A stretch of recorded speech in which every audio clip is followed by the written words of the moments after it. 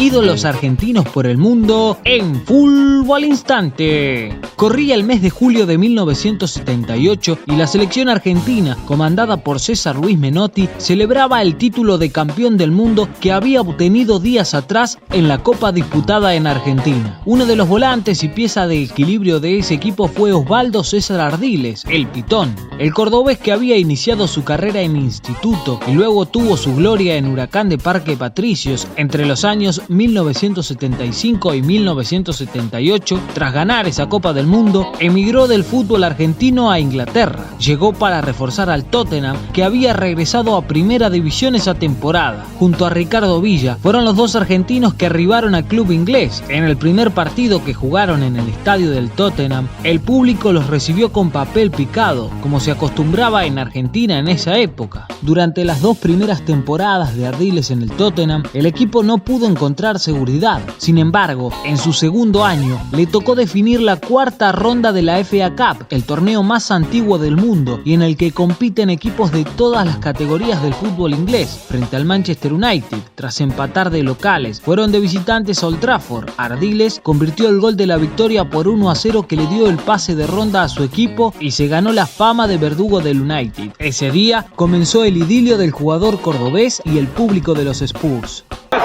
No score in the match so far. Number 7, Ardiles.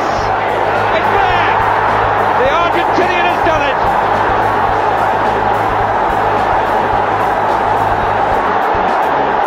Ardiles and Hoddle. Well, perhaps you should say these are the two outstanding men. Un volante mixto, hoy conocido como interno, ya que creaba juego y se sacrificaba por el equipo en toda la zona medular del terreno, se convirtió en una pieza inamovible y clave del equipo londinense en los primeros años 80. Ganaría 2 FA Cup, la del 80-81 y la del 81-82, con las 7 en su espalda. Fue finalista de la Copa de la Liga Inglesa, semifinalista de la Recopa de Europa de 1981 y 1982 y salió cuarto en la Liga Inglesa de ese año. Ardiles away from Gillespie. Archibald intercepted again by Gillespie and now Ardiles has got a great chance and he scored. A terrible mistake by Dyson. Definido como un ajedrecista por los diarios de la época, debido a que su fútbol nacía primero en la mente y era el cerebro de cada equipo en el que jugó, Ardiles no solo fue amado por lo que hacía en la cancha, sino que se volvió tan popular que llegó a estar quinto en los rankings musicales ingleses y a participar en el programa musical de la BBC, ya que el club convocó al dúo Chas and Dave, muy famoso en ese momento, para que grabara una canción conmemorativa. El título del tema fue El sueño de Ozzy, los Spurs en su camino hacia Wembley. Esa fue la canción más escuchada durante una semana en Inglaterra. Su furor fuera de la cancha no terminaría ahí, ya que junto a Pelé y Bobby Moore actuó en Victory en ese año 81, la película basada en un hecho real durante la Segunda Guerra Mundial, dirigida por John Huston y en la que Sylvester Stallone hace el papel de prisionero de un campo de concentración nazi que ataja contra un equipo de jugadores alemanes, entre los que estaba Osvaldo Ardiles. Pero esta historia tuvo un giro rotundo el 2 de abril de 1982, luego de que Galtieri, presidente de Argentina en ese entonces, mandara un desembarco de tropas para intentar recuperar por la fuerza a las Islas Malvinas, un territorio que las Naciones Unidas consideraban en disputa. Por eso, la respuesta británica no se hizo esperar. La situación comenzó a complicarse para los argentinos que vivían en Inglaterra, pero el 3 de abril de 1982, la idolatría y el amor que tenían los hinchas del Tottenham por Ardiles se reflejó en una situación histórica. El equipo se enfrentó al Leicester en la semifinal de la FA Cup. Los hinchas del Leicester abuchearon y silbaron cada intervención de Ardiles, y ahí nació la respuesta de los simpatizantes de los Spurs, que comenzaron a aplaudir a cada jugada y cantar por él. Incluso algunos se atrevieron a corear el nombre de Argentina.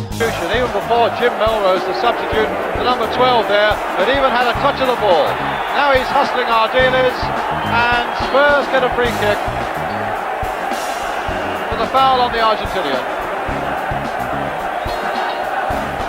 And Leicester fans beginning to rally around their team still more.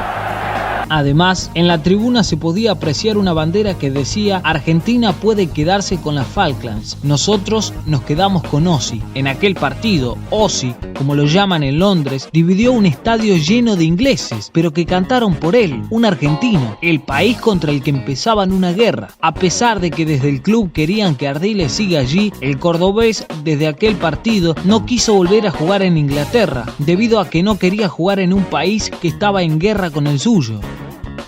I cannot be playing in a country that is in war with my country. In this moment we are in war. I feel that is unbelievable. I cannot believe it anyway.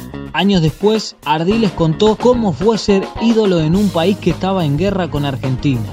Pero una situación muy difícil. Tengo que decir que nunca tuvimos ningún tipo de agresión o absolutamente nada. Nunca a mí me dijeron algo personal, digamos. A Ricardo tampoco. Pero por supuesto cuando jugábamos, sí, sentías por ejemplo, totalmente impensable antes. Cuando agarramos la pelota nos hacían todo el mundo. Pero nosotros estamos acostumbrados a jugar en Argentina, o sea, eso no nos preocupaba mucho, te digo la verdad. Pero para nosotros fue muy difícil, sí. Muy difícil con la prensa, con los medios, por ejemplo. Yo no podía ganar porque me preguntaban, ¿qué te gusta Inglaterra? Y yo decía, bueno, me gusta el golf, entonces ya era pro inglés. ¿Qué te gusta de Argentina? Me gustan los bifes, que siempre había dicho cosas así, pero sos pro argentino. Entonces siempre había un juego, las dos medias, digamos, la media inglesa y la media acá fueron muy salvajes, sí. Y cuando hay una guerra siempre lo que primero se olvida o se pierde es la verdad, digamos. Decían cualquier cosa. Reportajes míos, reportajes de mi familia, que inventaron reportajes de mis compañeros, por ejemplo, que nunca existieron, por supuesto. Era un diario inglés, salía en primera plana, vendría a ser el diario número 1, vendría a ser el Crónica, de acá, el diario más popular de San. Sí. Salió de que yo iba a pelear contra los ingleses, que yo iba a matar ingleses.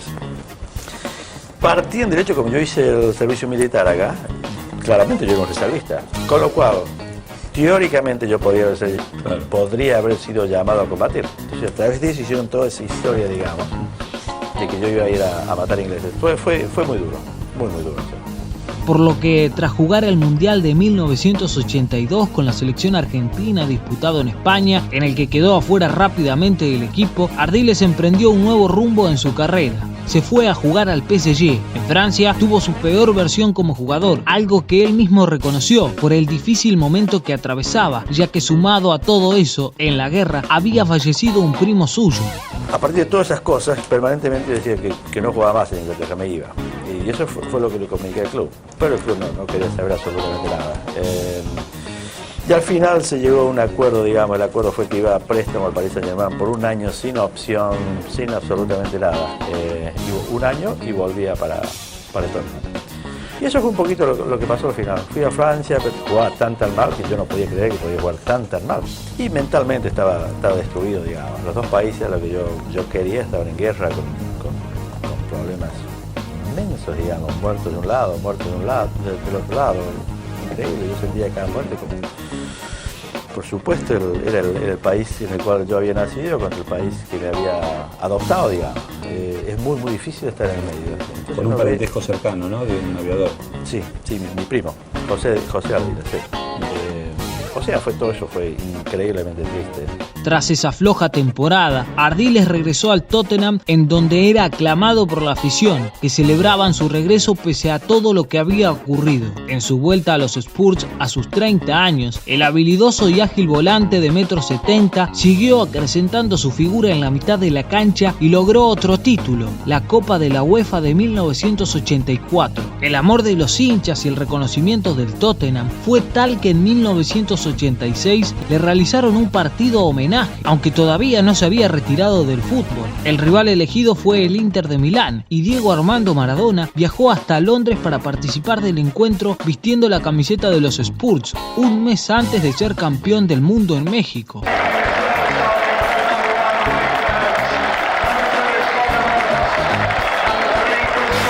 En 1988 puso fin a su estadía en el Tottenham. Luego pasó por otros clubes antes de retirarse por una lesión en 1991. Ozzy jugó 216 partidos e hizo 16 goles con la camiseta de los Spurs en sus 8 temporadas. En 2011, junto a Villa, ingresó al Museo de la Fama del Tottenham y en la actualidad es embajador del club. Ardiles marcó un antes y un después para los jugadores argentinos en el fútbol inglés. Ozzy, ese que fue capaz de dividir invadir un estadio en plena guerra, se metió para siempre en la historia grande del Tottenham, un ídolo que trascendió conflictos con su talento. Ossi Ardiles, la leyenda argentina del Tottenham, en Fútbol al Instante.